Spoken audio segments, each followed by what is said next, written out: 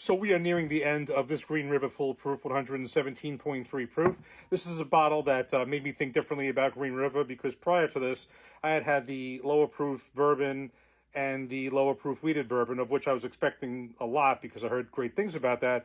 Both of them, in different degrees, I kind of found had a rather bitter taste, bitter note on them, and I wasn't thrilled with it. And then this one, not only did this come out as full proof, but Green River in general came to New Jersey earlier this year, and I was thrilled about that. This is like around $42, give or take, by me in the lower proof, so like in the 30s. And I was thrilled, and I like this. Relatively speaking, it's better than some, not as good as some others. I did do a blind against something in a similar category, this 1792 full proof. This happens to be a Sazerac Barrel Select. This is 125 proof. In a blind, I thought this was better, definitely. At the same time, when it's brother, sister, the 250 anniversary, the anniversary bottle came out with a slightly different mash bill and a few proof points less. I thought they were both good, but I preferred this one in a blind. But this is certainly a meaningful bottle, and we're going to be saving this certainly for Veterans Day and do a toast then. So this is certainly better than a lot of pours, not as good as some others, but that's the case with a lot of different bottles. Definitely, would I rebuy this? Yes, I would buy this again. This is 70 corn, 21 rye, 9 malted barley. The company is actually Bardstown, which I love, Green River Distillery.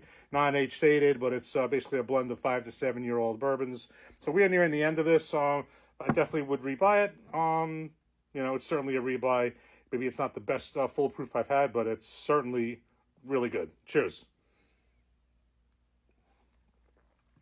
And as I find with a lot of higher proofs compared to some lower proofs, and that's not the case with all of them, but in certain cases such as this, at the higher proof, certain flaws that I find in the lower proof get washed away at the higher proof, such as the bitter note that I detected at the lower proof.